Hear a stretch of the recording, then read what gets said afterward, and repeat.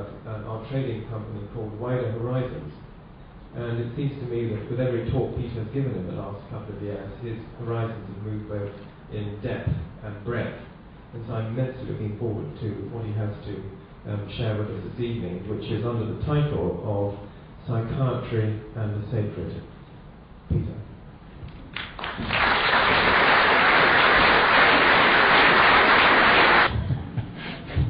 I'm sure you can. Thank you also for giving me the title Psychiatry and the Sacred, because it seems to me that are your slides working out, sir? Yeah. Because it seems to me that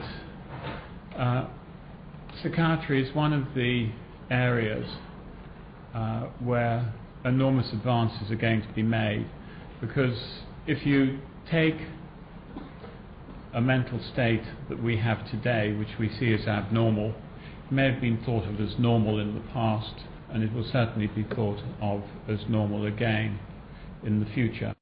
For example, one need only take the mental states which some patients with epilepsy have, where this is considered to be divine revelation. So epilepsy and the sacred were very closely linked in the past. And now, as we come to study these states in more detail, we become aware that there are certain parts of the brain which, when the discharges go through them, then you get glimpses of the sacred. But I'd like to start, if I may, with this slide that I took just a few days ago, and it is in fact the Chiltern Hills, and you see the harvest moon. It was to draw to your attention two facts about this. You can, if you want, look at this slide as a wonderful, creative, poetic harvest evening. You can feel the warm air and the trees. Or if you want, you can take it in a totally different way. Instead of the artistic way, you can take it in the scientific way. You can now think about the moon, the volcanic rocks. You can think about the circuit that it goes. You can think about the trees that you can just see on the hill. And the whole thing has no subjective qualities at all. It's quite mechanical. But those are the two ways that you can look at that. And we have this throughout our whole culture. We seem to be divided. And I was reminded of a story that I was told at Dartington just earlier this year. And again, it was a beautiful starlit night. And I was standing on the steps at Dartington with another member of the conference who was there. She told me about an experience that she had when she was a child, when she'd had quite recently. And the experience was that she heard what she described as the music of the spheres. And what she said was that there was this most wonderful noise that she heard, which she felt was coming from the spheres, from the universe, from the stars, and it was full of universal love and grandeur and mysticism. And she walked across the common, and when she went home and indoors it attenuated, and it was there with her for 3 or 4 days and then finally went. The interesting point was that she said it was associated with a taste of iron in her mouth. Now that would be of interest to me, because one could argue that she may be having some abnormal brain function, but in fact when she thought about it, the taste of iron came because she'd had these experiences when she was 3 years old. She used to go to the nursery window and look out and hear this wonderful sound, and she would suck the iron bars of the window, so the two had become linked together. But yet, tell me this story in the Maudsley Hospital in my clinic, and I'll have no framework in which to put it. I'll probably think it's pathological and say, I'm terribly sorry, a little bit more stelazine, and you won't be troubled by any of these rather nasty experiences anymore. And that's our problem, really. And this is because the science we use is only a limited science. Our science came from the 17th century, Galileo, Newton, Descartes, and our Galilean science is very specific, very good. It's absolutely excellent, providing you use it for what Galileo suggested it should be used for. What he said is that there is an objective external world, which is an interesting statement. So, but remember, this is also an assumption. He said, this is it. So, this is our first metaphysical assumption. There's an objective external world, which is independent of the observer. So, it's got nothing to do with us, it's there the whole time. Now, that's an assumption. The next thing that he said is it contains no subjective qualities. By that he meant that things like truth, beauty, love, colour, etc. were not of the world. It was in fact just purely objective. And the next thing is that because it contains no subjective values, it excludes consciousness. So consciousness by definition then is excluded from our scientific models. Now that means that in my work, when I deal with brain function and I look at how neurons respond and how I look at how the cortex is excited by various stimuli and by various experiences the person has, I will not find a conscious explanation because they are denied me if I use my Galilean science. And that is essentially what the conflict is now. But nevertheless, there is this other side to us. We do look for the miraculous. We do look for the sacred. We do want an explanation of that part of our experience which for us is very real. And there's been a desire for miracles since the time of Christ. The Djibouti of Sai Baba is important. Visits to Lourdes, pilgrimages to Fatima. We have this love of our magical thinking. So this is well within our own culture, but yet it has to be seen as deviant. What I would like to do now is show you a video, if I may. This was a video on spiritual healing, which was made by Tony Edwards. And this really shows the desire for miracles that we have. So Alistair, if we could run the first video clip.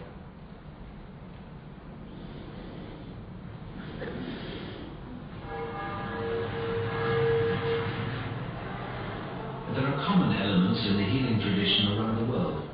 This is Leicester, Massachusetts. Here, spiritual healing is conducted in the context of religious ritual. This is a Catholic healing ministry. It is led by Father Ralph Diorio. Father Diorio has been approved as a healer by the Vatican. While he too may be channeling energy, the Catholic view is that that must represent a divine force.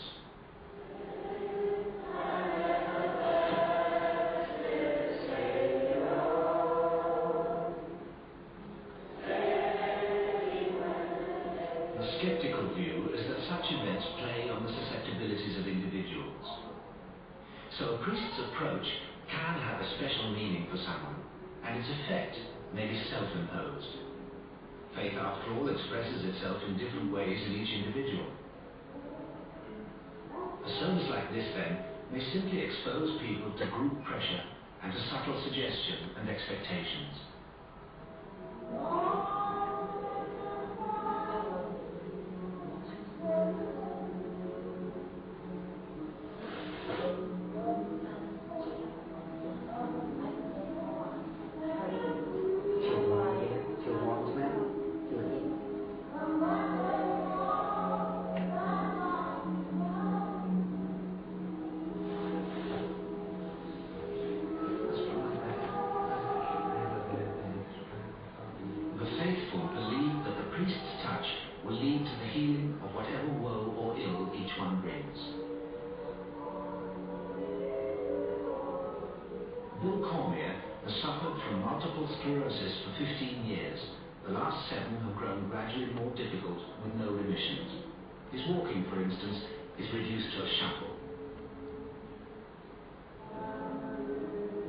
This is his first experience ever of being slain in the spirit by Father Diorio. Antoinette Worth's first experience of being slain by Father Diorio had results that astonished her and have made her a convinced follower here. She suffered from a neuromuscular disease, myasthenia gravis, for 11 years until she received Father Diorio's ministry. Antoinette had been treated by some of the best specialists, and yet even on regular 3-hour doses of special drugs, she was crippled with weakness and was deteriorating. Her specialist presumably regarded her instant and complete recovery as something of a miracle. Well, being in the position he was in, he said, as the cross, made the sign of the cross, and this is a Jewish man. For 9 years, I had never seen him do that. He said, well, thank God. He says, I can't explain it. He said, but you're not taking the medicine. You're doing fine. The tests show that there's no evidence of disease. He says, there's nothing else I can say. Okay, Alistair. Super. So, there you have a wonderful example of these two aspects of our society together. There is on the one hand, the commentary was saying maybe these people are all being taken advantage of, playing on susceptible people. But on the other hand, there's this wonderful miraculous cure. She had myasthenia gravis. It's a known disease. It's an autoimmune disease where the muscle junction is destroyed, and she was cured. Now, there is no explanation for that. You could argue is that as it's an autoimmune disease, psychoneuroimmunology may produce an answer for what exactly was going on with her. But nevertheless, there are now large numbers of what are called spontaneous remissions and spontaneous healings in healing situations in the medical literature. So, can we get any closer to this question of the sacred, this question of transcendence, through science? And I'm only going to quote one study for you because there isn't very much in the literature on this, but there is one study which is, I think, at the cutting edge of the literature. And this is done by a group in Sweden. It was initially a questionnaire study. And what they did was they gave questionnaires to over 2,000 people who'd had experiences. And the experiences that they'd had were of two types. They were spontaneous, or they were induced by drugs. And a number of these drugs were given to these people by the experimenters. Now that, of course, couldn't be done anywhere in the Western Hemisphere, apart from Switzerland, because no ethical committee will allow you to give the drugs which they gave, which were LSD, psilocybin, ketamine, and others. And they then found that if you looked at all these experiences and did a factor analysis of the data, 3 factors came out. The first factor was of mystical union. These are very wide mystical feelings. The second, mystical union and oceanic feelings, wide oceanic feelings. The second factor was hallucinatory experiences, and these were when the world seemed to change in complex ways. And the third one was when the ego broke up, and this was the feelings that you get, what would be called a bad LSD trip, when you feel that you're being annihilated. So they were able to define these 3 factors by their questionnaire studies. They then went on to do PET scan studies. This means that they injected radioactive isotopes and looked at the way that different brain areas lighted up with the different sets of experiences. And so they were able to ask the question, what happens to the brain if you have a mystical experience? And what they found then was that there are 5 brain areas which are illuminated in these experiences. Mystical union is a mainly frontal lobe experience. The hallucinatory experiences light up different areas of the cortex, in other words, the sensory elaboration areas, and the ego dissolution experiences were mainly thalamic. So you had there a very clear correlation between mystical states and brain states. But can you get any further? And the answer to that is no, because you're in Galilean science. So all you'll end up with is correlations. So you've got wonderful correlations of nowadays of how mood varies with different areas of cortex lighting up and so on, but you can't get any further, and that's because of the basic assumptions of our science. Now you can take a wider view if you want. You can look at other experiences, other situations, and see if you can get mystical experiences in them. You can get changes, mystical experiences in changes in temporal lobe functioning. I'm very familiar with that, as some patients with epilepsy do have transient mystical states. It's rare that it occurs.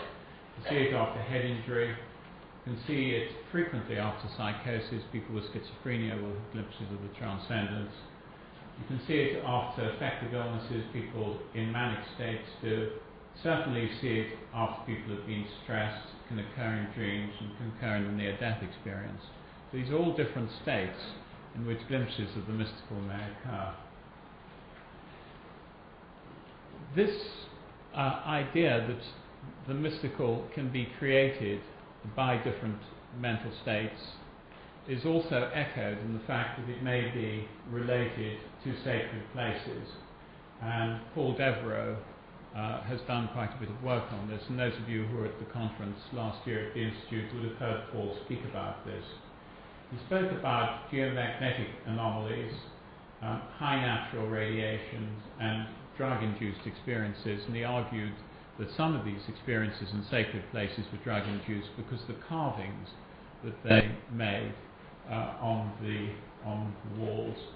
As far as the magnetic experiences are concerned, what he found was in the actual rocks which were involved, there's quite often a rapid alteration of north and south poles in the rocks. So he argued that rapid changes of field like that possibly were able to induce mystical experiences. Natural radiation he studied, and he found that in some of these standing stone circles, this is one from the Orkneys, they have a much higher level of natural radiation.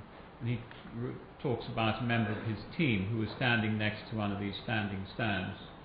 And when they were next to the stone, they in fact had a wider experience, and he was arguing that it was due to the increased level of background radiation. And then, of course, there are the rituals and the possible use of drugs in many shamanic cultures, and the argument that they were used to produce mystical states. So, but we have a difficulty. We can go on like this, and we can go on drawing the correlations, but we're never going to get any further than just the correlations. We're going to be able to talk about the physical structure of the brain, and that, as far as our current science is concerned, is the full nature of man. It just stops there. We can't say anything in our current science because of the assumptions which we make about the universal nature of consciousness and the nature of mind. And of course, we can say nothing about the spiritual nature of man, and if we had any hypotheses for transcendence, they would be negated by our science, because our science argues that we're just a pack of neurons and we end there. Now, let's pause for a moment and just think about what our science really says. Our science says that the world is a psychological construct. It's made for us by the brain. There's no doubt about that in terms of scientific thinking. And the way that we know about this external world is that some of these psychological constructs are held in common. In other words, if I see a cat there, I say to you, do you see a cat? You say, yeah, I see a cat. Then we know that this is part of the external world, because it's a construct which is held in common. And so it's validated between people. But think about this. I've been talking to you a lot about subjective experiences, transcendent experiences, which are seen by science as not being valid in the same way as external experiences are. In other words, Galileo said that mass, weight, mathematical form was important, subjective experiences weren't. Well, he only said that. That was only what his assumption was. But if you think about what the subjective world is, it's very similar to the real world. The subjective world is a psychological construct, just the same as the real world. The subjective world is private, and there's the difference. In other words, I can't validate my subjective world by asking somebody else. But it's perfectly easy to do. You simply acquire a common terminology, and then experiences, which now become observations, can be validated between people. So it's perfectly possible for us to get on to the next stage and evolve a new science, which is beyond the brain and the pack of neurons that we have. Now, this has been done already by a number of people, and I just want to refer to one or two groups. The first person who was arguing that these private subjective experiences could be spiritual and had a value on their own was Ronnie Lang in the 1950s, the time of LSD. And I just missed my LSD experience with Ronnie Lang because he had it one Saturday morning and I didn't go. So I never had it. Perhaps I'm deficient, who knows. But his argument was that psychoses were spiritual enlightenment and that the individual exploration of the psychosis was related to spiritual growth. And in Kingswood House, which I did go and see, he would have patients there with psychosis, but no drugs were allowed. In actual fact, he did use drugs, but it was community healing. But the main point was this idea that psychosis had a value. And you can use other ways of treating psychosis, which again use a different framework from the one that we're using. You would never get this method past the Royal College of Psychiatrists as it stands now. It would be seen to be outside the remit of science. Cognitive therapy is all right, but to have a framework that this method suggests is outside our current science. We all accept that patients with schizophrenia hear voices, no problem. Now, in this method, the experience is accepted, and it's suggested that the voices are due to entities. Now, entities are not scientific because we know that consciousness ends with brain processes, so you can't have things beyond it. The patient is hypnotized, and then the entities are asked to leave. In one series of patients I know of, some of the patients improve. But the interesting point is that when you ask the entities about themselves, they have a history. It's as if they were something which was added to the person, quite beyond our current science.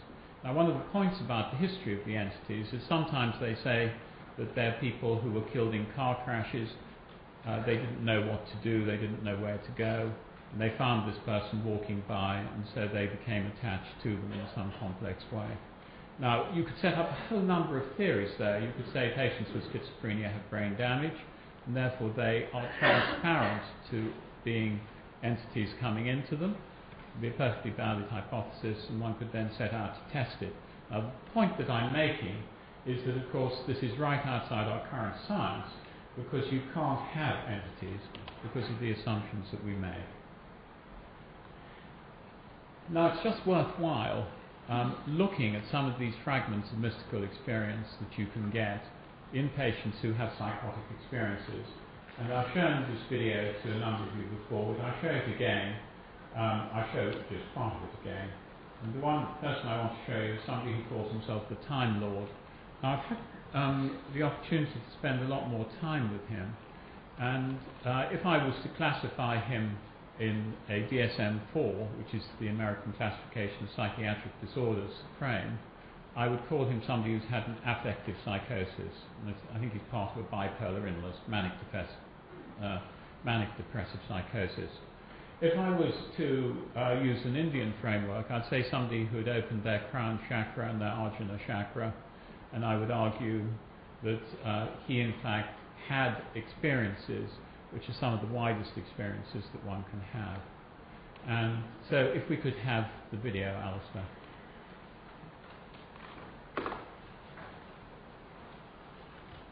So this then is the Time Lord. What about the rest? You ask some questions, you get some amazing situations. And it was like a whisper, what I can only describe as holy smoke, really, like Holy Ghost, and took over me. I felt enormous power, and I shut up, and I seemed to come up the right hand of the Father, right up into the Almighty Himself. And it filled what was like my mind, right? I travelled up the right hand, and then I was looking out into eternity through the eyes of God with with a human face with two arms that came out the side of the face. Holy shit. The power was just enormous. And it was glowing in orange, sort of an orange glow. And for the first of my experience again.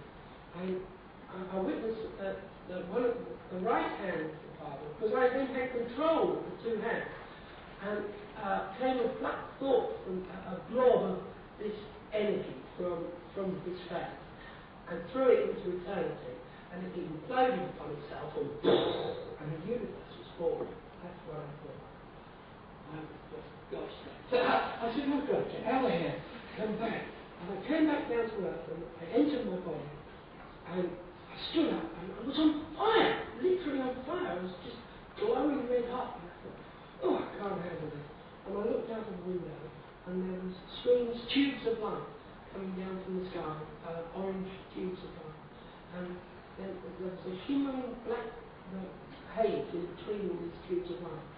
And little tubes, like little elevators, were ascending and descending down these tubes of light. And I thought, what in the thing? These are spirits ascending and descending together.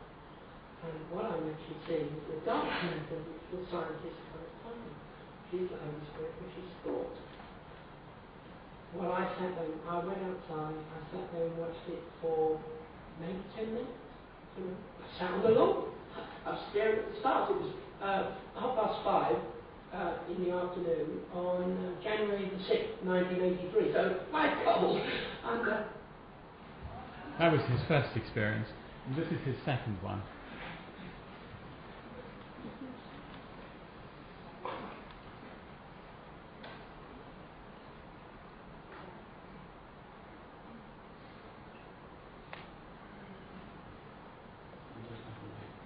I was about 3:30 in the morning. Well, I woke, and my thoughts were buzzing, and I left my body completely. And I went past many universes. I said, oh no, again, I can't handle this. And I went past many universes. I saw them balls in space, and they turned. I thought, where am I going? And I came upon this rolling cloud, which was billowing cloud, which was giving off a silvery blue light, and was extreme power. I saw it as extreme power, and it seemed to be rolling outwards and expanding. And I went into it, and I thought, and there was blackness inside, and I said, I've got to get out of here. I've got to use all my concentration. And so I concentrated really hard. I came out of it, past the universes again. Maybe it takes about 20 seconds to pass 1,000 universes, and that's travel. That's time travel, right? Believe me, it's really spacey up there. I came back down into the bed. I was looking at myself, sitting up in bed, and I said, I'm outside of myself. I definitely went up there. I've definitely been out. I saw the back of my head, I said, how do I get back in? I said, I don't know, don't understand. And I thought, well, I'll concentrate, something's happening now. And through the ceiling came something that was giving off light. What the hell's this? And it descended, it was about 4 inches long. And it was giving off a silvery blue light. And there was a diamond at the top. It was like a teardrop at the bottom, with a little gossamer thread running through it, with little balls on the gossamer thread. There was one ball close to the teardrop, and then there were 3 other little balls. And then there was a length of stalk, and this diamond-like thing which was flashing at the top with brilliant white light. And I thought, what on earth is that? And it came down and stood above my head. And I sat there looking at it, and I said, what is that? And I was told, it's a soul. And it's a soul. Oh my God, I've actually seen my soul. And I entered my mind, I entered my body, and I was seeing conscious inside the self. Okay, so that's the Time Lord for you. He's an interesting man to talk to because he will tell you a lot about his experiences. But again, you understand that if one was to look at this from a scientific point of view, one would argue quite simply that it was misfiring of neurons in the brain. And one wouldn't be able to go further and look at what the experiences might mean in terms of extended consciousness. Now, I don't want to enter into psychoanalysis and then start arguing what these experiences are in terms of his experiences with his mother and so on, because that's within the same restricted scientific framework. What I want to do is to go beyond that and say, what has this got to tell us about consciousness? So if we're to decide whether or not it's part of madness, you'd ask whether or not it fragments the personality, whether it limits the individual's function, whether they claim the experience for themselves, or whether in fact they say the experiences pass through them and they are merely a pathway, whether it's totally out of the cultural context, and whether or not it stifles the individual's personal development. When now I've had more time to talk to him, I think probably that I would tend not to be quite as persuaded that it was a mad experience as I might have been to begin with.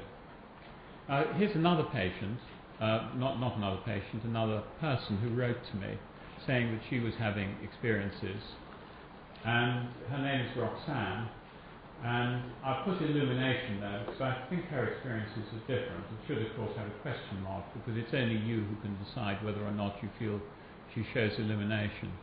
And so what I want you to do is to listen to her experiences, and I'm just going to show you two short clips of her. One where she talks about love, but she talks about this in terms of the Holy Spirit, and then one when she talks about light. So the first one then is love. If we could have the next video. Right, let's go on then and talk about some of the other experiences that you've had. We talked about the visions, we talked about the voices. Do you have any other experiences? Yes, they were in your body. Not there, I would say Holy Spirit was in your body. Tell me about that. Tell me about it. It's various things from cleansing a lot of energy to putting air or breath or whatever vegetables there are in your ear, in your nose, and then light up. So you have a lot of energy around you where you light up. My eyes light up. All sorts of things. Yeah. And do you get feelings in your body? What are they like?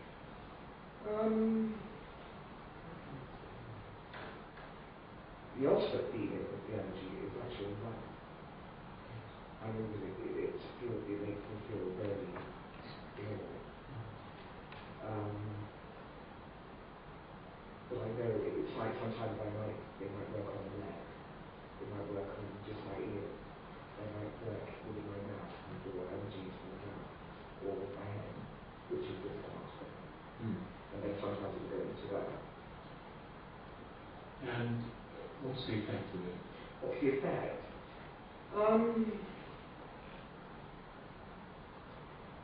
I think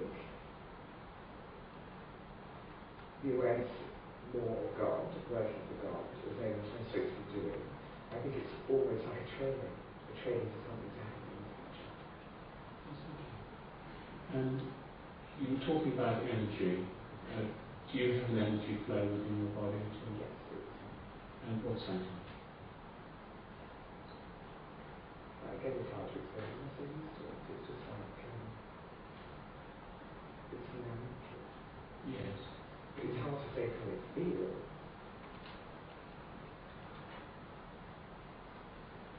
You could say like electricity goes through your body, but I don't think it really is.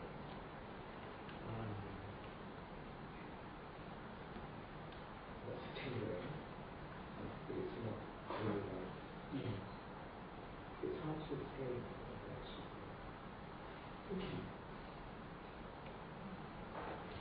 Okay, so love is a recurring theme in mystical experiences.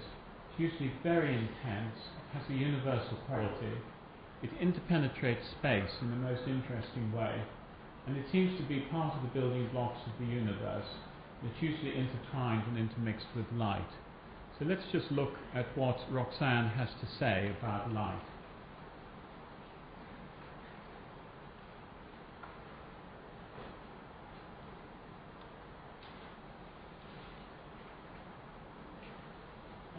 One of the experiences that you've had is light, isn't it?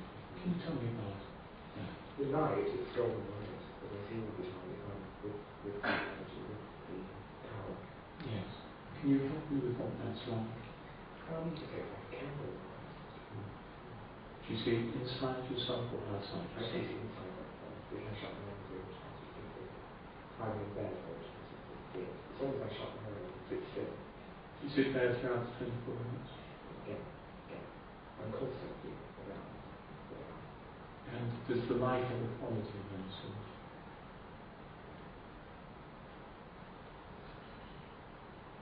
I keep coming back to this word of love.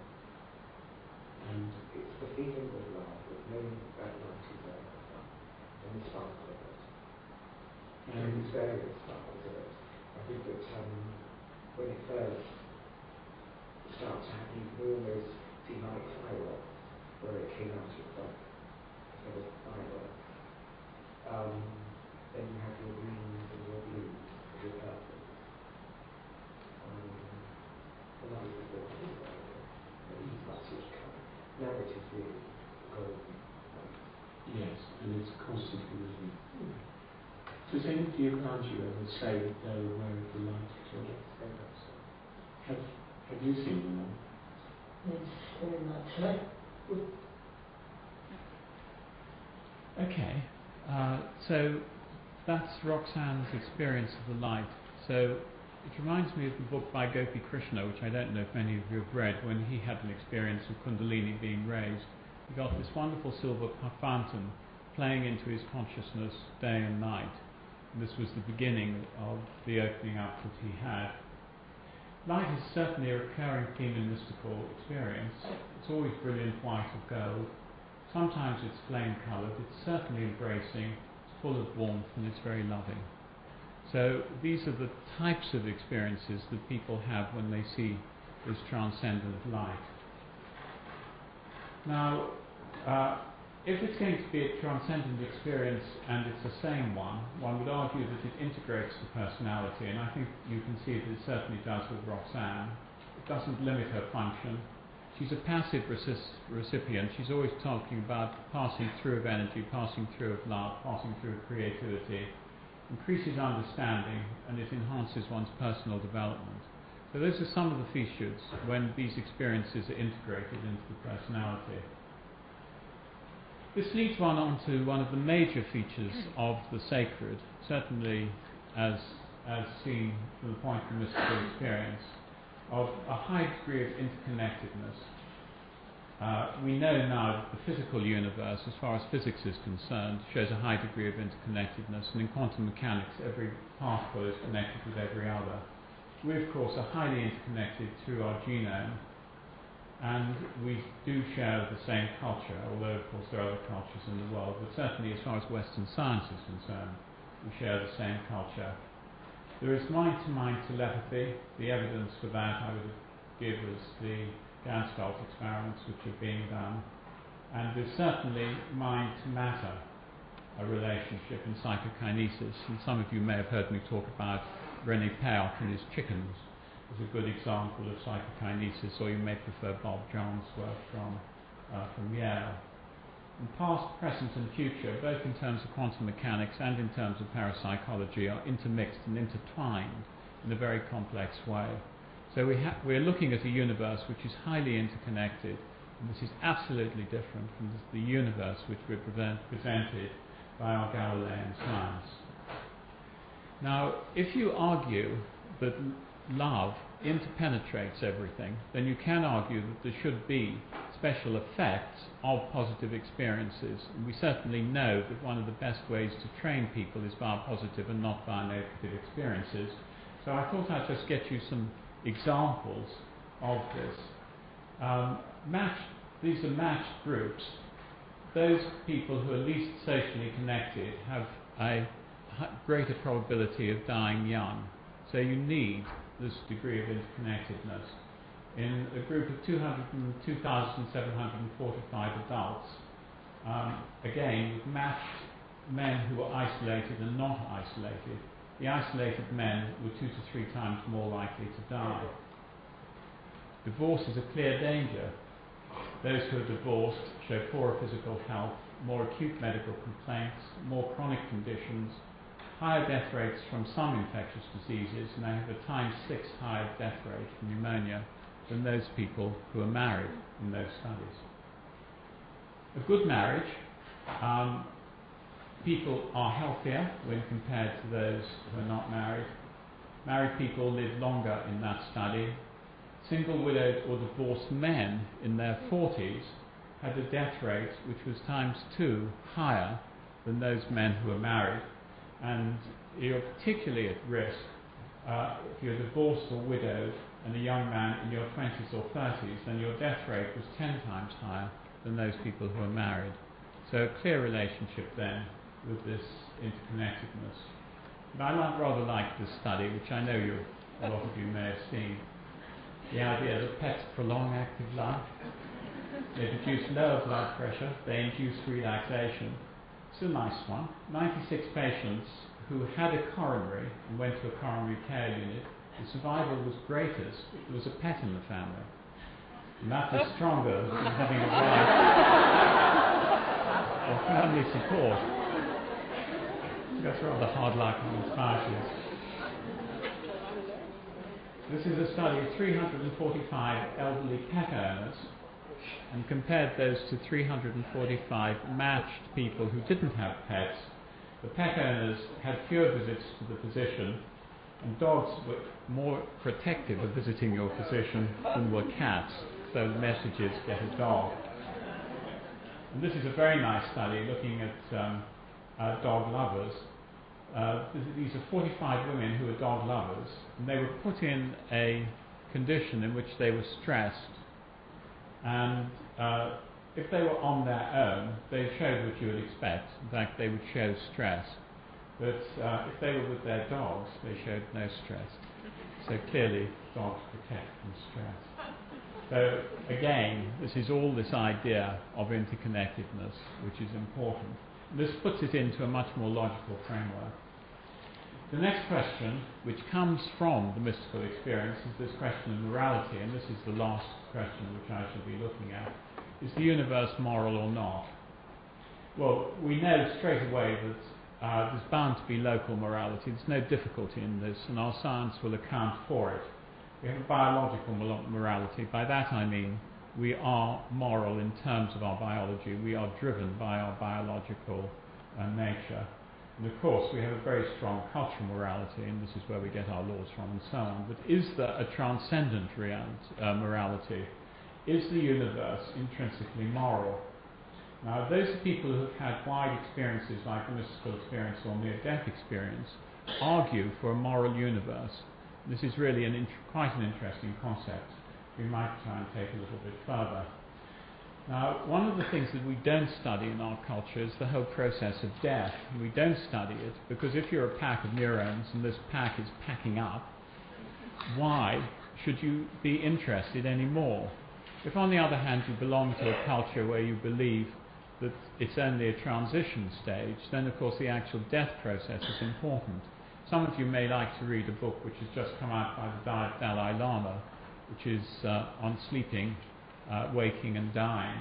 And I took the process of death from the Dalai Lama. It's very similar to that which is Sumpo Rinpoche's book on dying. And he argues for the process of dying, the focus is on the heart. There are white elements which descend from the head to the heart, and you then experience the pale light. And then there are red elements which ascend to the heart, and you then experience a reddish sheen. Then you lose consciousness and black out, and then you come to the major experience of dying, which is the clear light experience, when you see the fundamental conscious structure of the universe. Now, of course, our science has nothing to say about these types of experiences at all. And clearly, we need to move forward now into looking at the actual process of dying. And I want to show you a near-death experience. This near-death experience is one of the deepest ones I think I've come across. And it's by a man called Alan Pring. And Alan is a air traffic controller, so he spent a lot of time in a highly integrated, coordinated and responsible position. He has got furthest, I think, than many people have in the near-death experiences that I've talked to, that he's gone through this phase of a heavenly garden and so on. He's come to the point where he's pure energy, and he has then is about to mix with or become part of universal energy structure, love and consciousness. Whenever he talks about this experience, because of its power, he always breaks down into tears, and so he doesn't do it very often. In fact, he has done it here on tape. And so I just want to show you two clips from him. The first one is about this question of whether the universe is moral or not. So let's see what Alan has to say when he's reaching almost the apex of his experience. Could we run the video?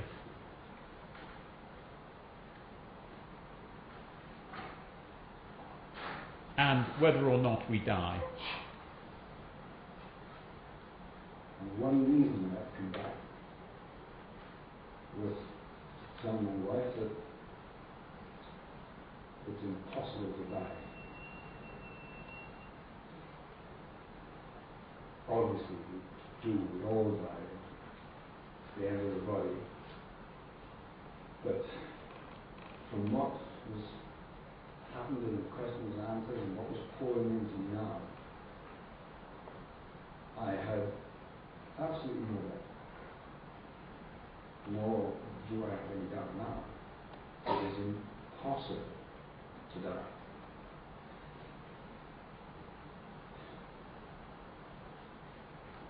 Where one goes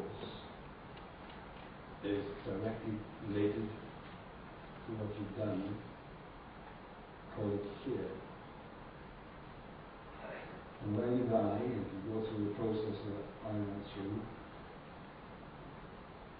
you will get what you deserve. I think I was very fortunate to get as far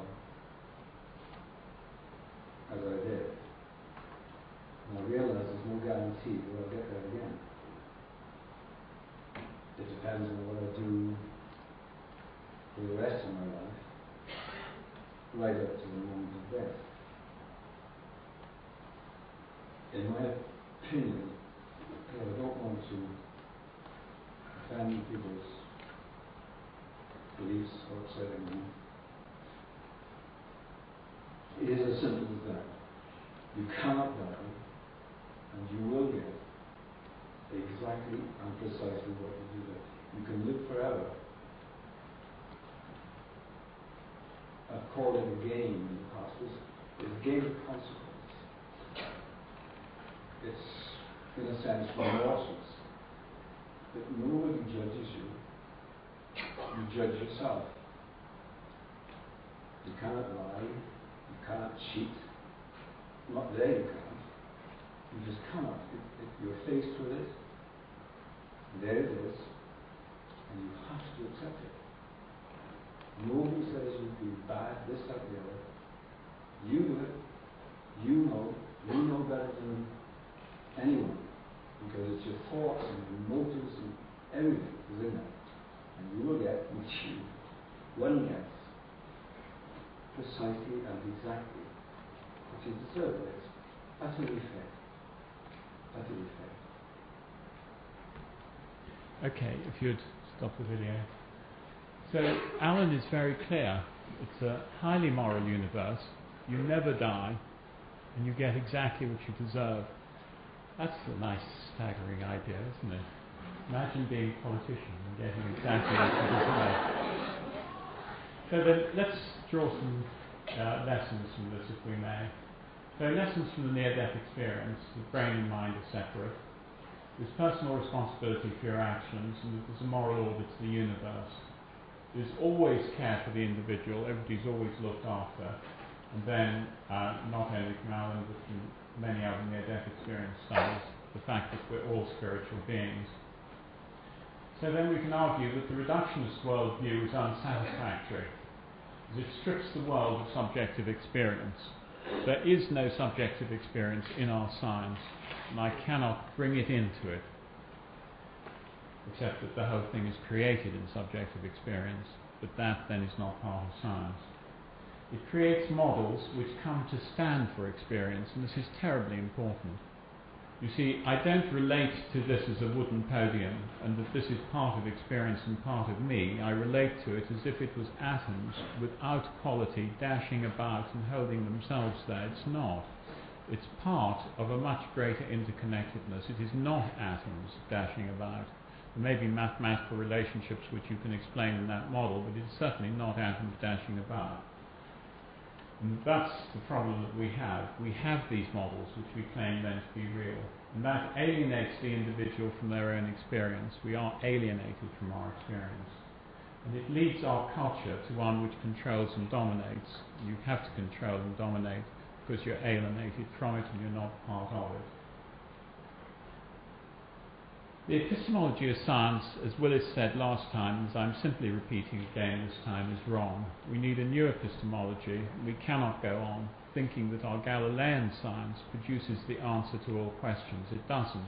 It produces a wonderful answers to the physical world. It's the most magnificent science. It's the greatest thought structure that man has ever produced.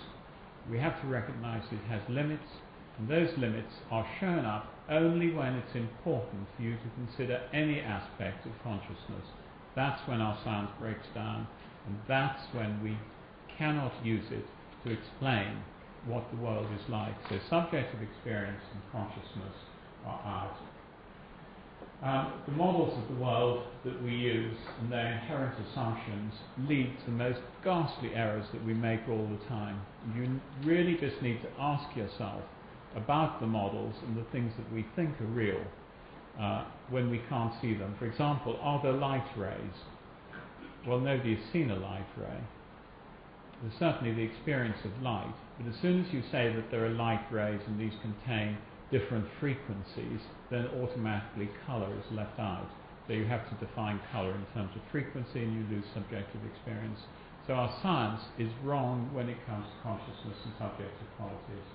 And that means you can only talk about brain processes and you can never, ever, with our science, get to the full nature of man. So, what about then science of the sacred, science and psychiatry and science of the sacred? Science itself is a spiritual discipline, and there's no reason why we shouldn't go on using the scientific method to investigate and ask about truth.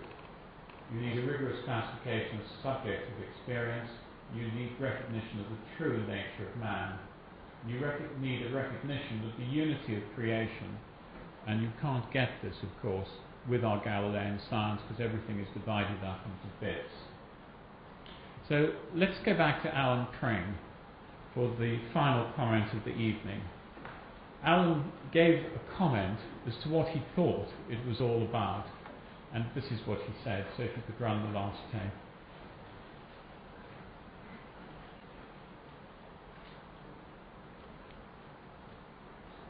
I'm going to have it when I'm talking to my wife and knowing that I'm coming to do this. That's the answer. One. Not my finger. One. That's all there is. There is no you, there is no me, there is no God. You are part of, we are, everything. It's one. You're one part, forever and ever. It changes.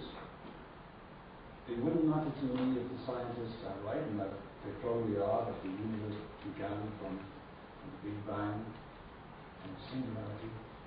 It may or may not collapse back. It doesn't matter. It's one whole. We are part of it. It always has been. Always will be. There is no creator. It's one.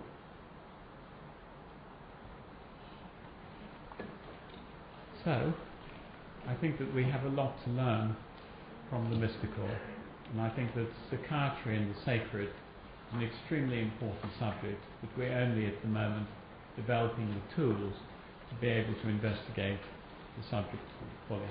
Thank you very much.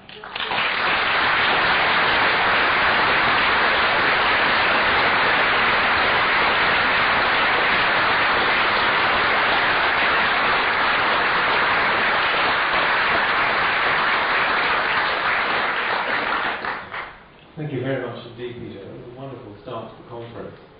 and has raised questions that I'm sure will continue to echo in other speakers' presentations and in the discussions that we'll have both formally and informally in the course of our meeting.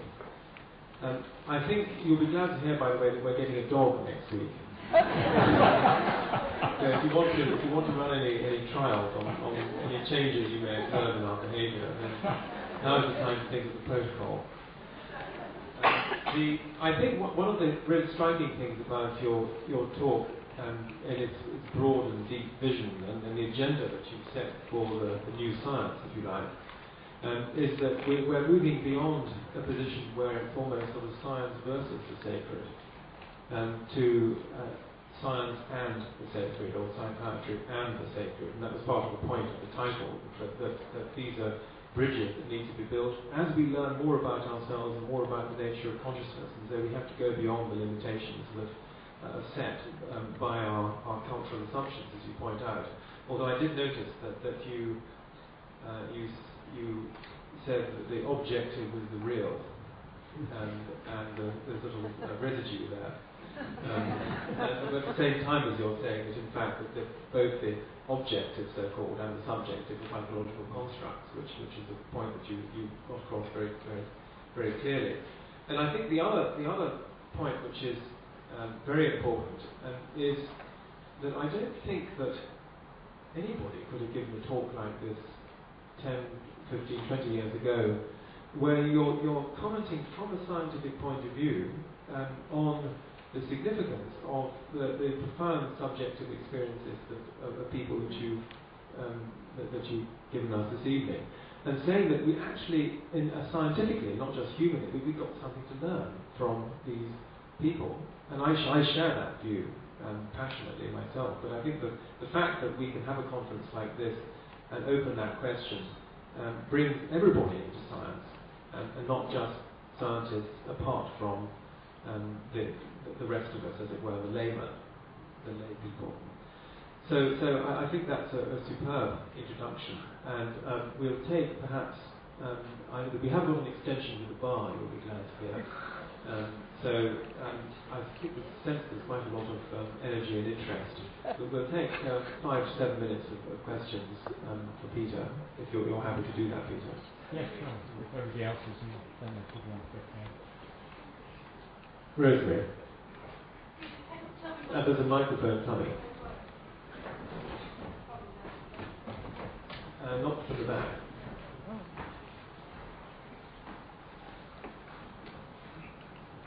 Peter, can you tell me whether there was any recording of what happened to the animals who were with the stressed people? Did they by any chance suffer a premature death because they were with stressed people over a long period? I'd really love to know the answer to that. I think it's a really interesting question. In distressed and dysfunctional families, you get distressed and dysfunctional pets. And I haven't seen a study on it, but if you talk to vets about it, they say that there's a higher incidence of illness in pets in stressed and dysfunctional families. So I assume it should go both ways. It's logical that it should be symmetrical. Thank you. Who else would like to ask something? Yes, Nina.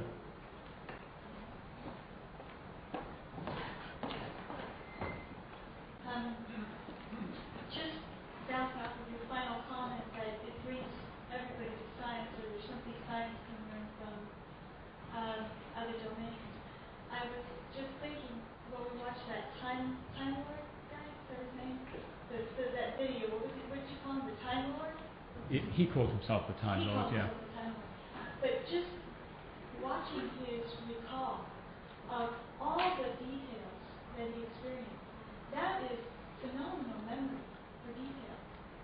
Yeah. And that Absolutely. is something that can be used, I mean, that's a model. That's a phenomenal memory. And, that we could learn something from that alone. It's absolutely right, and this is one of the difficulties of these experiences, because on the one hand, you're arguing that they're occurring in a psychosis, and in the psychosis you're arguing for a major disruption of brain function. And then you're saying that they have on top of this super function of memory and clarity of vision and so on. And so we really have to think much more about these experiences. But they really require studying. On the whole, they tend to be discarded. I've always been interested in them, and I still remember my first patient who thought that she was Queen Victoria. And it was a wonderful lesson, because she thought she was Queen Victoria, but the person who was showing her to us, the psychiatrist, said, "Now you're all going to see Queen Victoria." And this lady came in and then started discussing this wonderful inner life. I mean, it was the most lovely example. But none of these things have been properly studied yet. Yes, at the back.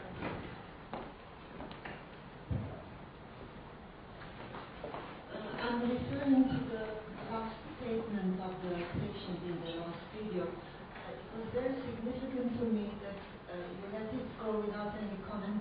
May I ask you to comment on the statement that, based on this mystical experience he had, he was saying it was clear to him that all was one, but there was no creator. Now, this seems to be very important to me because, on the one hand, you were a scientist, I mean, through and through, a neuroscientist, having shown us this thing. At the same time, I'm thinking of Eastern mystics who have said exactly the opposite, again based on mystical experiences, that there is a creator. I mean, you know what I'm referring to, this creationist versus the non-creationist idea. What would be your personal opinion if you had to comment? I think this really draws out the difficulties that one has. From the point of a neuroscientist, I could produce a number of hypotheses as to what the experiences were. I would argue that they're similar to a number of drug experiences where you get feelings of unity. And with some of the work which people are now beginning to do, I could argue for areas of the brain which are activated during these experiences. But there, everything I said would have to stop. So my science isn't going to take me any further. It's going to take me to elimination of brain areas. And I'll correlate those with experiences, but I can't actually get any further because I can't integrate subjective experiences into it. So then one will have to use a totally different framework to ask what he meant when he was saying it was all a unity. You could, if you wanted to, have the sort of experience that I had when I was doing experiments. I was given nitrous oxide, and in this experience I felt that I was part of the universal, so it was a fragment of the mystical. And I came back at the end of the experiment realizing that I had a secret of the universe, and I couldn't wait to tell everybody. And I found myself at the end of the experiment saying, that's it, that represents everything. And it was, if you like, a fragment of the seeing through into another order of reality. If I talk to my colleagues, they will say that's just simply a disorder of brain function. But in fact, since our world is created by subjective experience, I can't then change the rules and say that subjective experience doesn't relate to the world. It obviously does in some way, either closer or further. And so what I think he was saying was that when he got through as far as he could get, and as I say, he's one of the deepest ones, where he became nothing but pulsating energy and was about to fuse with the universal ground state, then he recognized that there was absolutely no difference between him and the ground state. And I've asked him if he would like to use the word God, and he said, no, I won't use the word God because it has too many limitations and too many connotations. What I want to just use is the word of universal energy. So he has a very wide frame from which he's speaking. And as I understand his argument, what he is saying is that he is part of this universal energy, and that in a sense it never changes. It's there, it's always there, You will fuse with it, separate from it, fuse with it, become part of it, but it's always there. So there's nothing which ever dies. You may get a change in form, change in character, but it's always there. So that's how I understood him, what him to be saying. Before I just take a couple of other final questions, apparently the car park is locking at 11 o'clock. And so if you actually need to get your... Take up your point, George, and this meeting 10 years ago, and remind you that it's probably 30 years now since Alistair Harvey gave his gift-out lectures on the spiritual nature of man. He was a leading zoologist for 8 years, he was president of the Society for Psychical Research, and it's 25 years since he set up religious experience research units, the result of which were about 6,000 cases in the archive, and modern technology is now coming to our rescue because the Templeton Foundation gives us a grant to put all these cases onto a computer, and so there'll be a research tool which is widely available for it is now.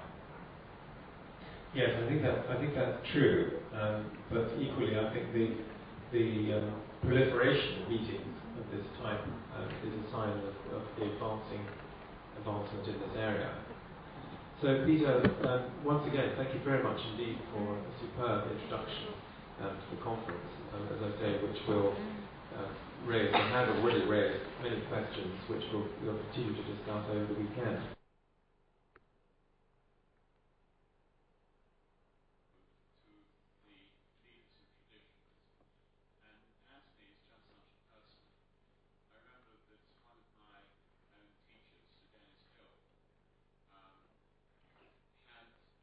A liaison with some of the luminaries of psychiatry.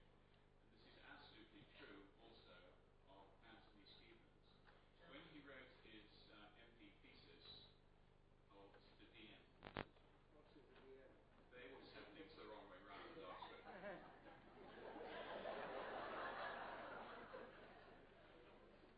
Doesn't work here.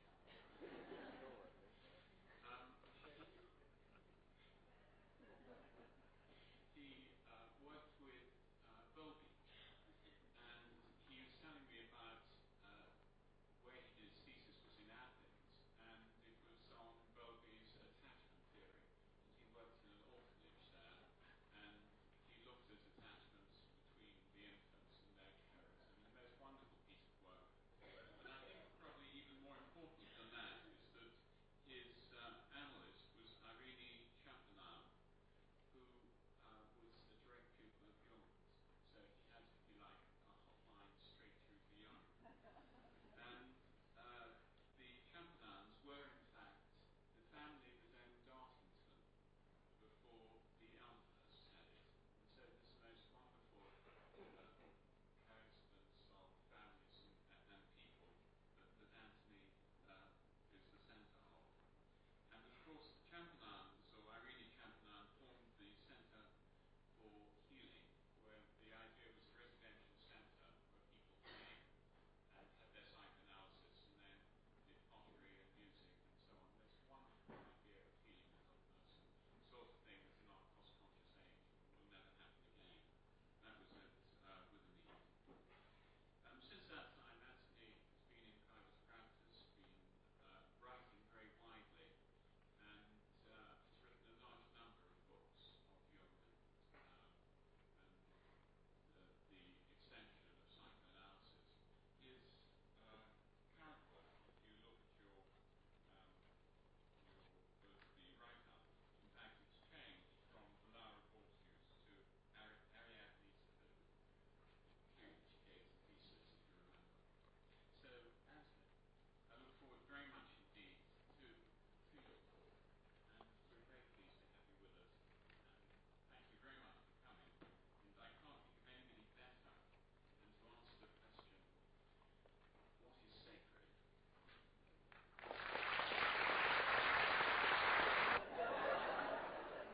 Well, more importantly, I hope you're not going to be disappointed. What is sacred? Well, I think the answer that most of our contemporaries would give is not much. It's as if during the 20th century the sacred has become a lost continent, rather like Atlantis. Doesn't mean to say it ceased to exist, still there, submerged in the oceanic depths of the unconscious. Of course, many people would say that the sacred was an illusion anyway, that it always has been. Well, I suppose if you think about people who believed in the divinity of Zeus or Hathor or Astarte, from the 20th century point of view, it was a delusion. But the actual experience, the actual emotion that people experienced as they entered a sanctuary dedicated to one of these supreme divinities was real. And it seems that in religious experience, it is the experience which is primary and the belief system which is secondary. There's a remarkable 15th century Swiss mystic called Brother Klaus, and he had a vision, and he called it the vision of threefoldness. And it was so powerful, it was so amazing, that it totally changed his life, and it completely changed his face. So people who met him in the street or saw him in church were horrified by what had happened to his face. And his biographer, who was a contemporary, a man called Heinrich Wölfflin, wrote of him, "All who came to see him were filled with terror at the first glance." As to the cause of this, he himself used to say that he'd seen a piercing light resembling a human face. At the sight of it, he feared that his heart would burst into little pieces. Overcome with terror, he instantly turned his face away and fell to the ground, and that was the reason his face was now terrible to others. Well, after years of contemplation, Brother Klaus came to the opinion that what he had gazed upon was the Holy Trinity itself.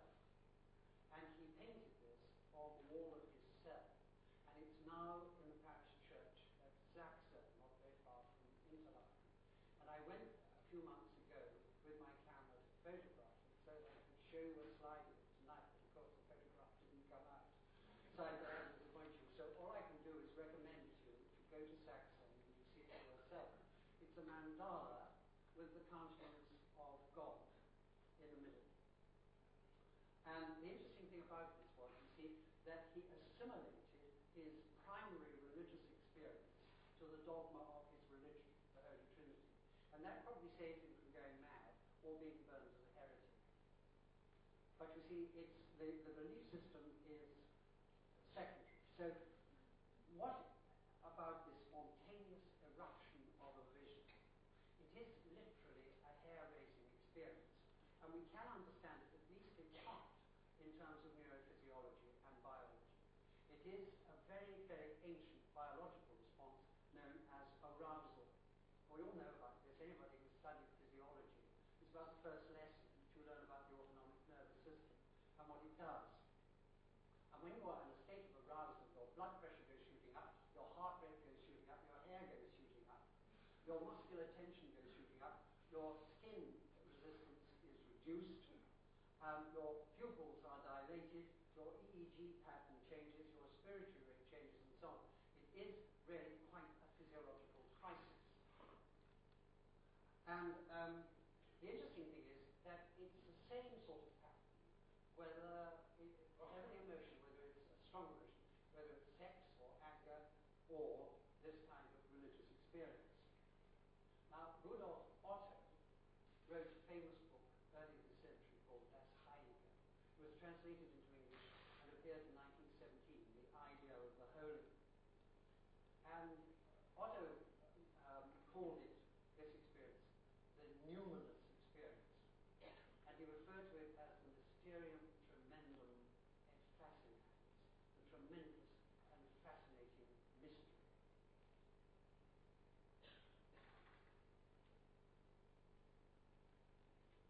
Now, if it is the same in a number of emotional states, how do we distinguish between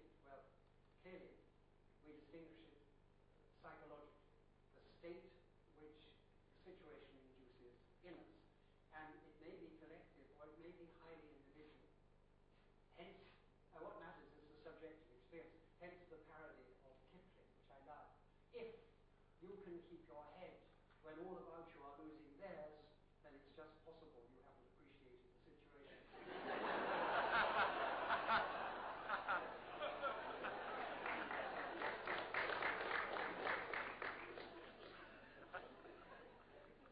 Well, one of the most interesting developments, I think, in recent years is the way in which biology and the notion of ourselves as the products of a long evolutionary history has entered psychology and psychiatry.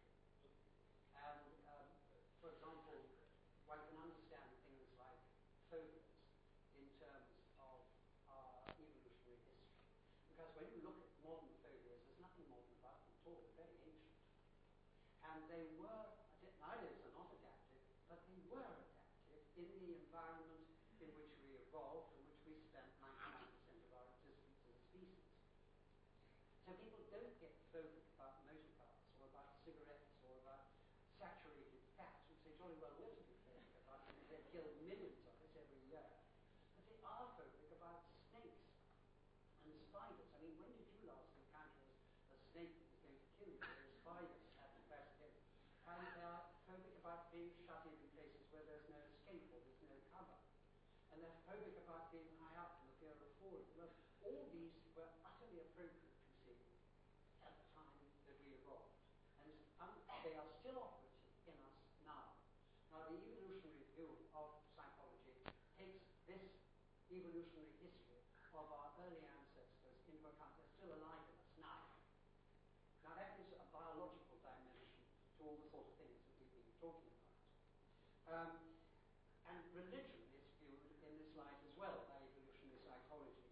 It sees religion, because it's universal and all cultures have religion, that it is a species-specific characteristic, that it's an archetypally determined propensity. There's a wonderful book by Walter Burkett, which appeared last year, called The Creation of the Sacred, Tracts of Biology and Early Religions. And he makes a point that clearly all the religious structures were evolved and in place definitely by 24,000 years ago, and probably a good deal earlier. How do we know this? Well, because the religions of people in America correspond so completely to the religions of people in the Old World. And the people in South America split off from the Old World over 24,000 years ago. I'll give you some examples of these sacred images later on. So the tabula rasa view of psychology is really dead. The modern view that evolutionary psychologists adopt is exactly parallel to Jung's view of the archetypes of the collective unconscious. And they see the mental apparatus as made up of a series of what they call modules. And these modules clearly correspond to Jung's archetypes. And these not only provide the rules of how to cope with definite situations, but they provide much of the information as well. Let me put up a very crude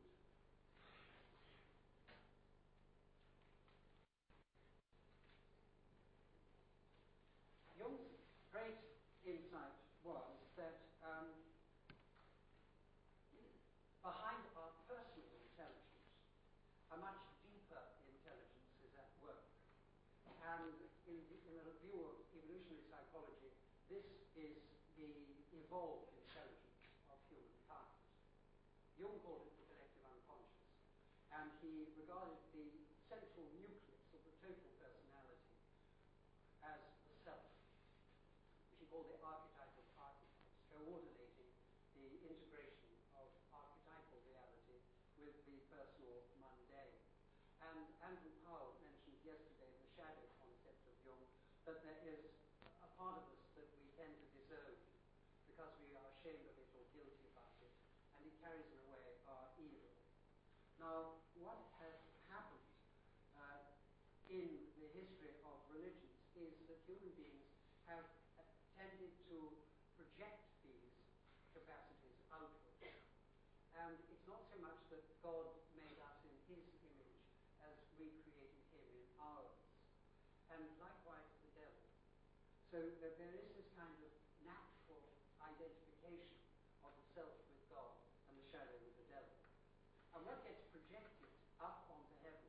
is a transpersonal entity outside ourselves, which is responsible for all things that happen to us. Now, this idea was very much around for the Gnostics in the 2nd century AD. And because they called attention to this projection from inside out and from outside in, this correspondence which is going on all the time, they were exterminated, they were persecuted out of existence. So I just want to read you very briefly one letter which one of them, called Monoimus, wrote to his correspondent Theophrastus. And he advised him not to look for God outside himself, because he'd be wasting his time. He said, look for him inside, and thus learn whence is sorrow and joy, and love and hate, and waking though one would not, and sleeping though one would not, and getting angry though one would not, and falling in love though one would not. So the self, you see, is really all those, it mobilizes all those things that happen to it. And Jung said, I don't live, I am lived. I don't breathe, I am dreamt. So in a sense, we are, each of us, carrying the candle for humanity, and we are enabling archetypal reality to be actualized in the course of our lives. And Andrew talked about wholeness as being the goal. That was the aim that Jung saw for the development of the personality, that we become as complete human beings as it is within us to become. But the potential for that completeness is there at birth, or perhaps even, as Andrew said, at the moment of conception.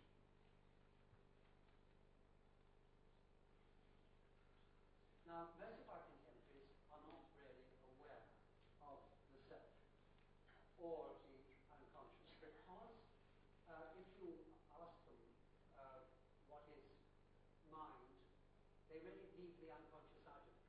They identify it really with ego, what they are experiencing and feeling at any given moment. So the self has to be experienced and recognized as an autonomous entity with the power to alter our state of being. And in this sense, we are not the creator, but we are the custodian of the psyche. Now, all cultures make a distinction between the sacred and the profane. And this is usually made by tradition and history, but ultimately it was historically made by divine intervention. The choice was made by a supreme intelligence. It used to be thought that only advanced civilizations believed in a supreme deity, a supreme intelligence. But the anthropologists have now made clearer that a great number of pre-literate societies had the same belief.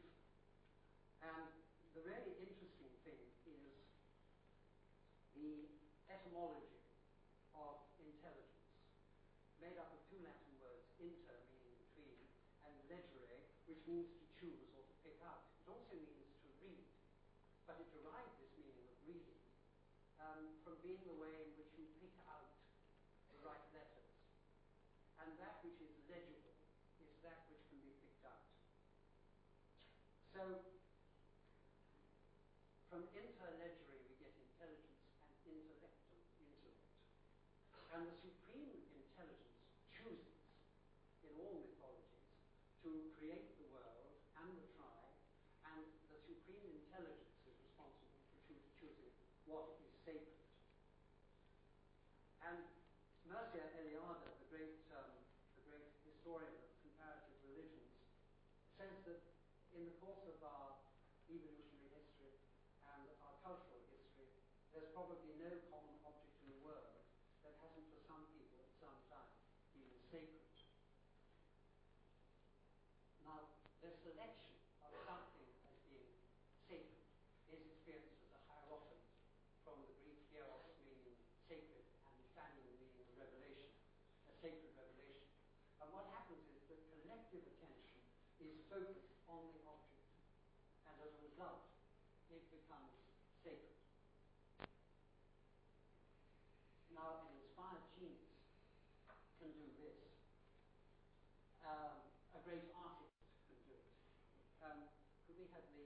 Oh, I can do that. Okay, I can do the slide. You can leave that on. There's the creator at work.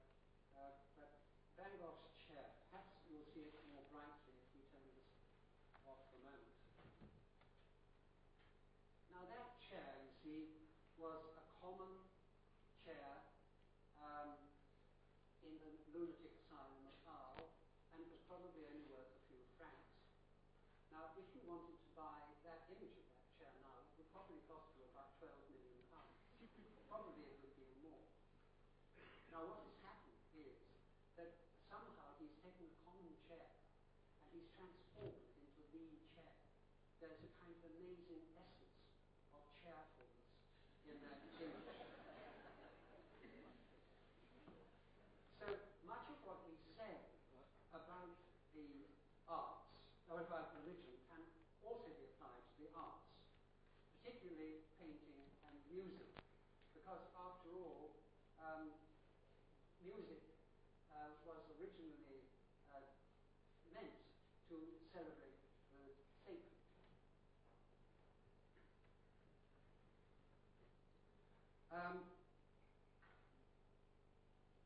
I suspect that art galleries and concert halls have replaced churches as the places that most of us go to experience the divine and the most beautiful and the infinite. And Wagner said something very profound. He said, music must express the eternal and the ideal. It's no use music describing the passion or love or longing of a particular individual at a particular moment. The music must express passion, love, and longing in itself. So if you take an image like a mother and child, it's not enough for it to be a particular mother or a particular child. If it's going to qualify as great art, then it must be transpersonal. It must convey the essence of maternal love itself. The divine element of maternal tenderness, which flows from the eternal archetypal pattern.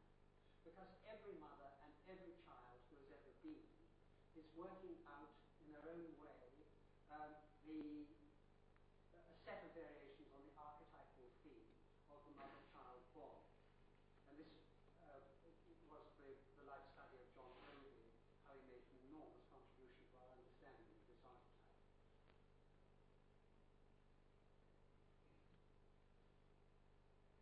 Yes. So the purpose of great art is to reveal the eternal in the transitory and the universal in the particular. This is an extraordinary image. It is, if you like, the archetype of the human face. And how it was made is extraordinarily interesting. It does have a very haunting quality, doesn't it, as you look at it. It's very mysterious. It's called the androgyne because you can't really make out whether it's a man or a woman. But how it was made was by taking 6 pictures of men and 6 portraits of women and putting them together. And there you see, in a way, the archetype of the human face. And it's uncanny because it doesn't have the features of a particular human face. There's a kind of generalization about it, and one has never really seen a face like it. And that's why it's so haunting. That is my Basset poem, Volumnia. All that counts.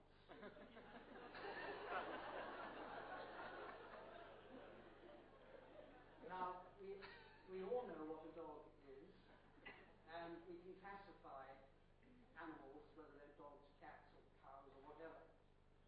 So there's a generic dog or a generic Basset hound. But if you have a lot of dogs at a dog show, the owner can instantly recognize each of these dogs. And for me, you see, Volumnia is not just a Basset hound, she's very, very special. Because I chose her in some mysterious kind of way, she seems to have chosen me as a puppy. And so the generic Basset has been turned into this goddess through the process of love.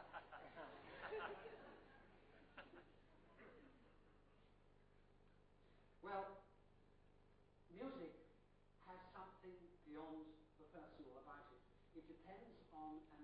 ordering process which is not deliberately willed by the composer.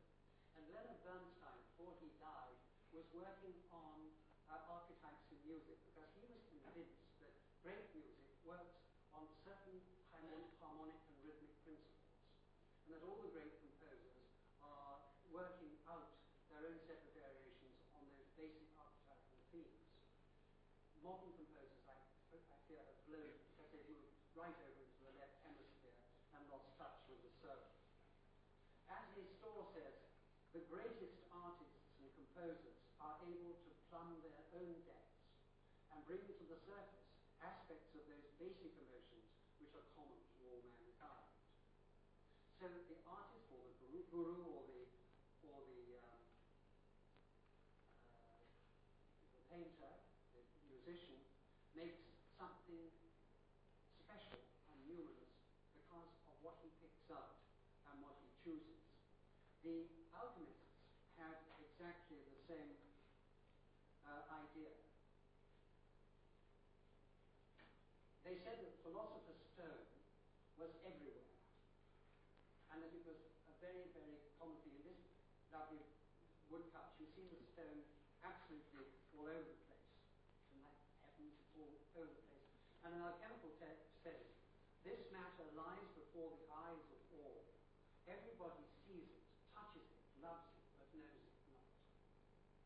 So the idea that the special thing is common but unrecognized is richly symbolical, isn't it, of life itself. The profane life doesn't see anything sacred in anything. But the miracle of existence, you see, is only apparent when you make it the focus of your attention and you wake up. Now, I've already mentioned that most primitive societies did believe in a supreme being. One such was the Conde of what used to be called Tanganyika, and they believed in a supreme being they call Kiala. And Kiala is manifested in any great or impressive object. And Fraser, in his book, The Worship of Nature, describes this. And it's basic to religious experience everywhere. When a great storm lashes the lake into fury, God is walking on the face of the waters.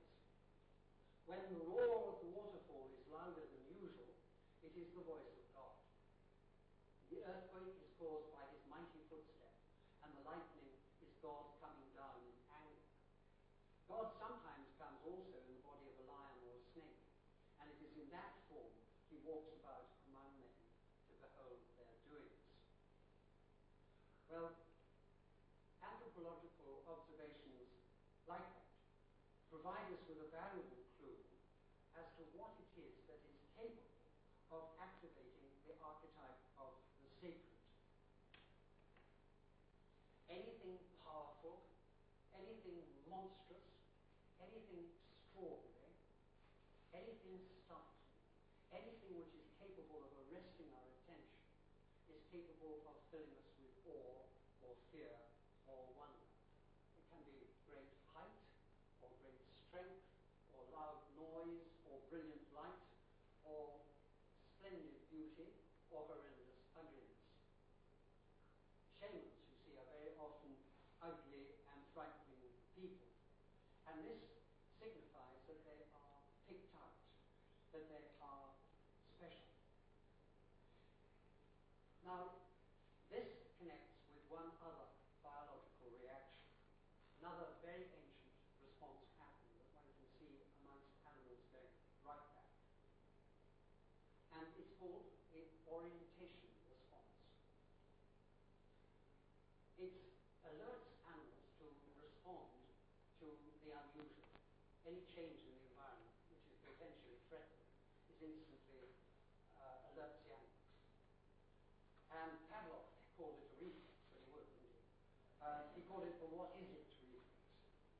And you see it in a cat watching a mouse, or a rabbit confronted by a snake. All movement ceases, and all attention and energy is focused on the object. And we do the same when we are fascinated or frightened by something other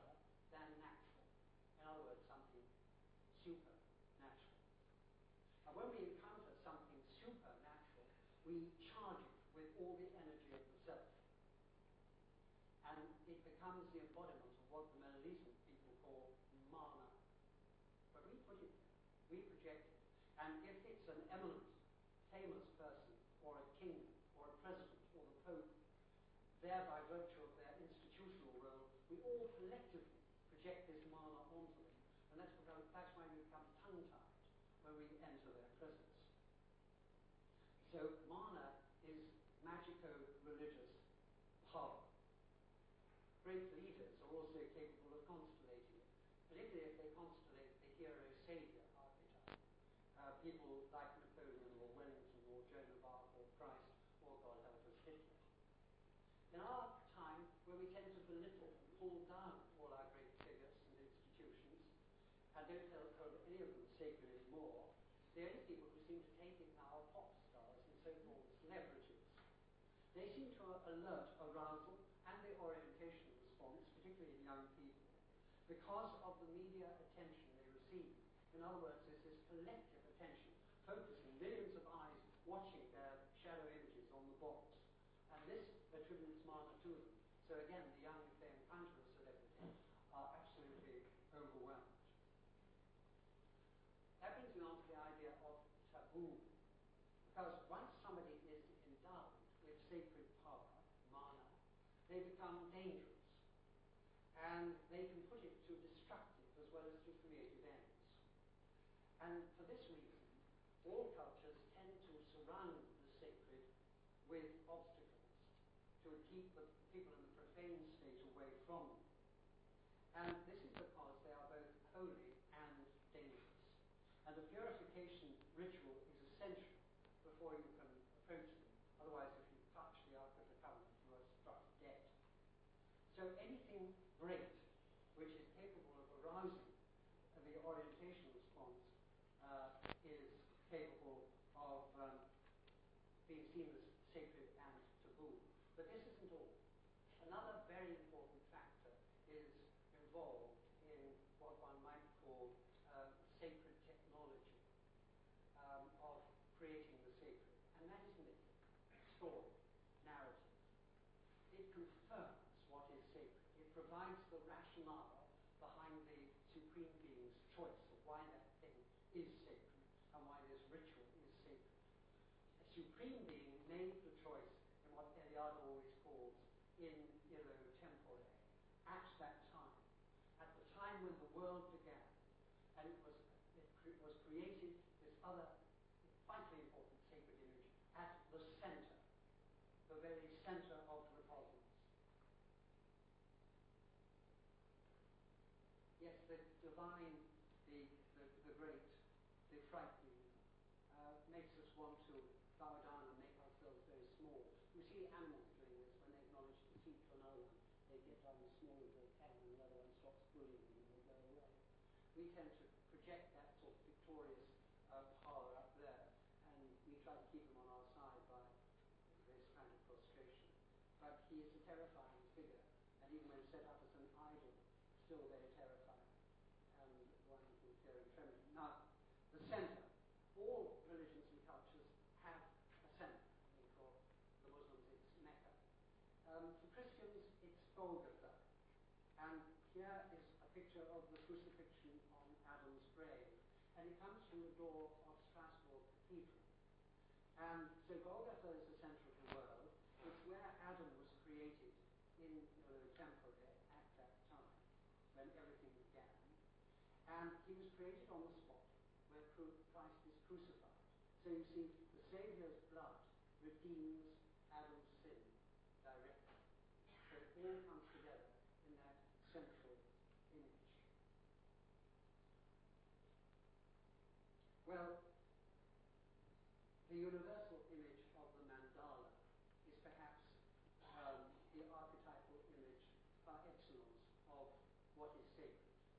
And the rose window in great churches and cathedrals is a perfect mandala with an image of the divinity in the middle.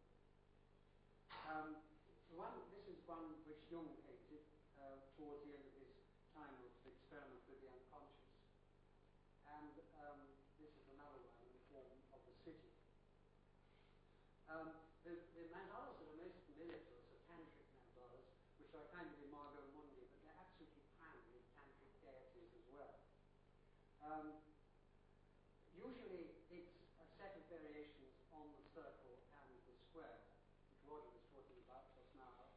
And cities do tend to recreate all the cities of early civilizations, and in our own time, right up to the Middle Ages, have tended to be of the mandala configuration. What? Yes, I'll go back to that in a moment. There's just one other I want to show you here, and then I will turn it off.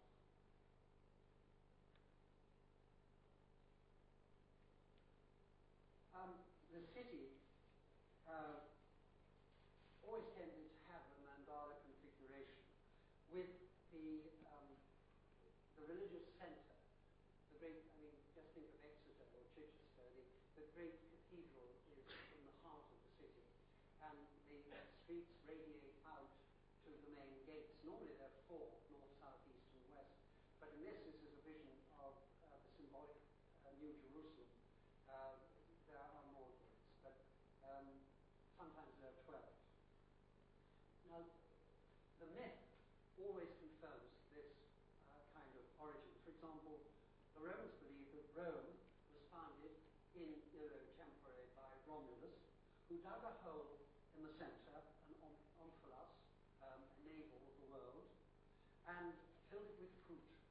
Then he covered it over with earth and erected an altar over the omphalos and dedicated the altar. And then he took his plough and he dug a great rampart all the way around. Now, that kind of ritual was the pattern on which all the great cities were founded, and to people who lived in them at that time, they were sacred.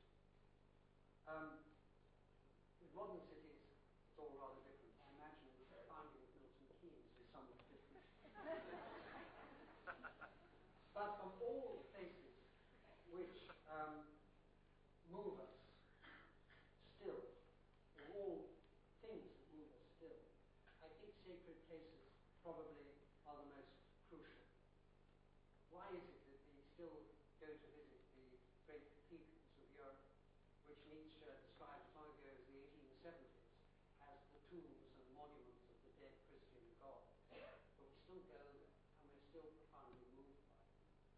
Ely Cathedral, or just down the road here, to King's College Chapel, one of the great last flowerings of Gothic in European civilization. It's just on the road.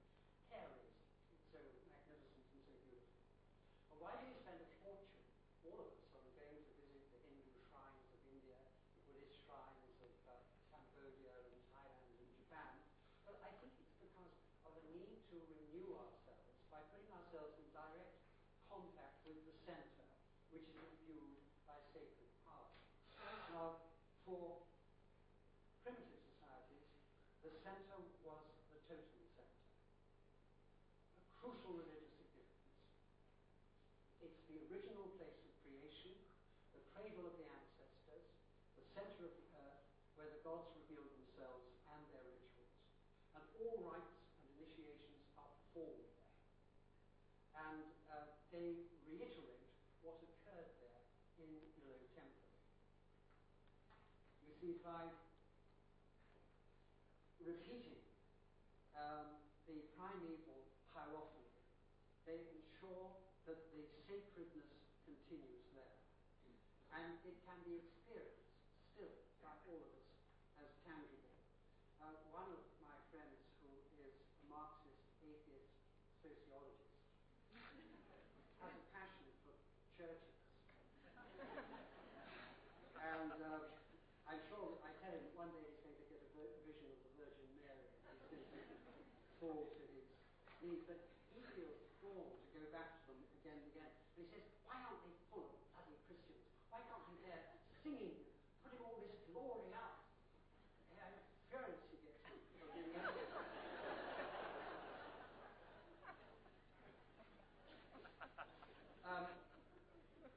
So, I mean, we get this when we go to Chartres or Notre Dame, Canterbury or Delphi. Now, the interesting thing is the archetypal structure of temples and sanctuaries and altars. These are always determined by the supreme intelligence in iro tempore, by a primordial revelation.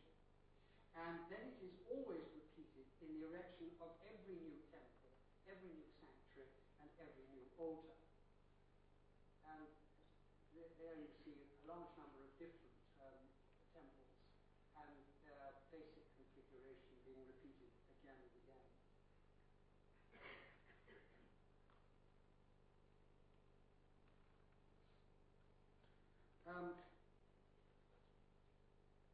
The conjunction of heaven and earth. You see, you've got the horizontal ground plan, the two-dimensional level, the horizontal, which is a mandala. And then you have the vertical, which links heaven with earth. And it always feels as if the opening between heaven and earth is at the top of the cosmic mountain. And the cosmic mountain is one of the great archetypes of this that you find everywhere. Also the axis mundi and the cosmic tree. And it's always held to be at the center of the earth. So all temples are cosmic mountains built over the omphalos with a mandala floor plan. And they represent the whole universe in a symbol. Now, the fascinating thing is, as Walter Burkert points out, that here you have the great ziggurat of Ur, and here, on the other side of the world, you have a Mayan pyramid. You see the archetype? Because now these people, we know, have been celebrated for at least 24,000 years as a basic minimum. So it can't be because of cultural transmission. It's some basic pattern that the human soul recognizes as an expression of the holy and the sacred. And the ritual always is to climb up to the top. And you see, when you reach the top, you're not only at the top and the highest point to heaven, but you're also over the center. You're over the omphalos, the center of the mandala, where is the image of God at the bottom. So when you reach the peak, you reach the most sacred point at the center of creation, which transcends everything profane. Now, one thing which absolutely fascinates me is the way in which modern scientific theories are often primordial ideas in modern dress. Take, for example, the Big Bang theory of the creation of the universe. The idea that one minute center of enormous potential energy existed in timeless non-space, and then wham! It all starts, everything, time, space, matter, everything begins. And you see, this idea is essentially there in practically all the creation myths. Take, for example, the Buddhist one. The Buddhist belief is that the Buddha entered a timeless center just before the world was created. And then entering that timeless point, the whole thing suddenly goes.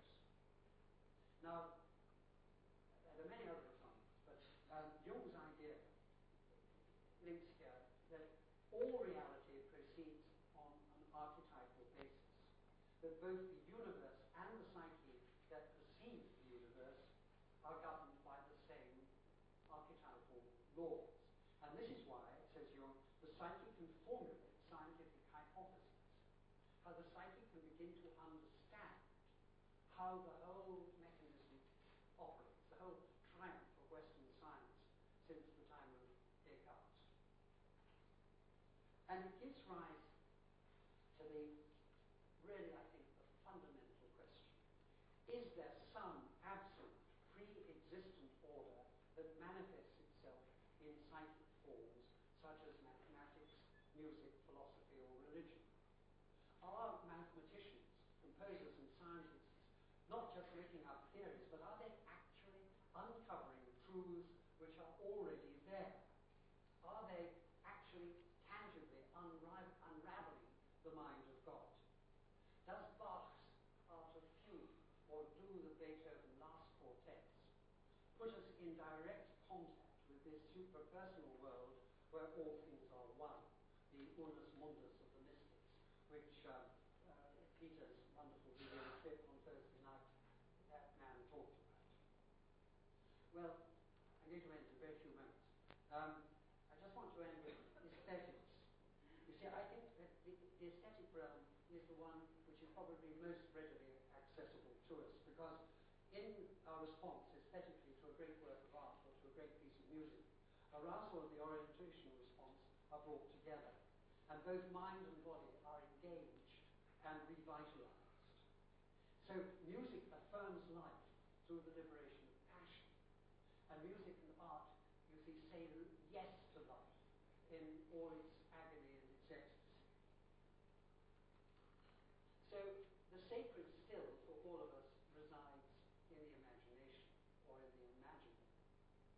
And particularly this is true in music and for musicians. Debussy, you see, for example, wrote wonderful Spanish music, but it was all the Spain of his imagination. His whole experience of Spain was one day trip to San Sebastian.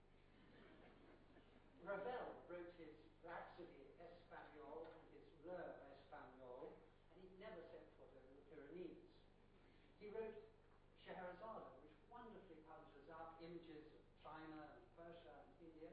He never set foot in England, but he did go to Morocco. There's a lovely story about how he was in Fez, and he was taken to see a beautiful Arabian garden in Fez, and his guide said, just think, Miss, what a wonderful piece of Arabian music you could be inspired to write here. And rather tersely, Ravel replied, if I write something Arabian, I can tell you it's going to be a good deal more Arabian than this.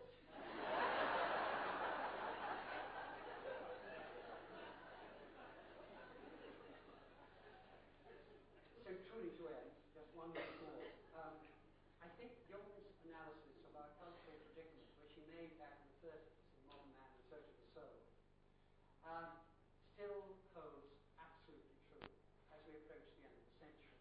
He said the trouble with us is that we have indulged in a wholesale profanation of the soul.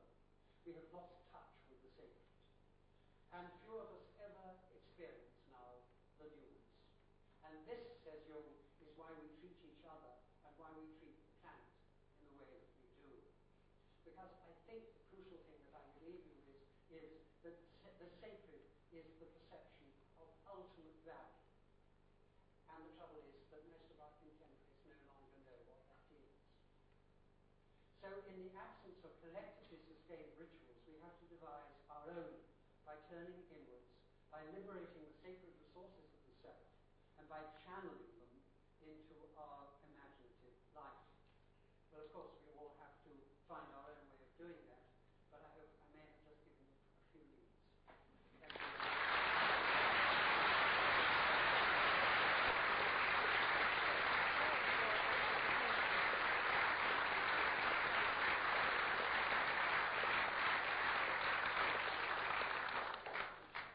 Absolutely delightful. Thank you very much indeed, Anthony. I enjoyed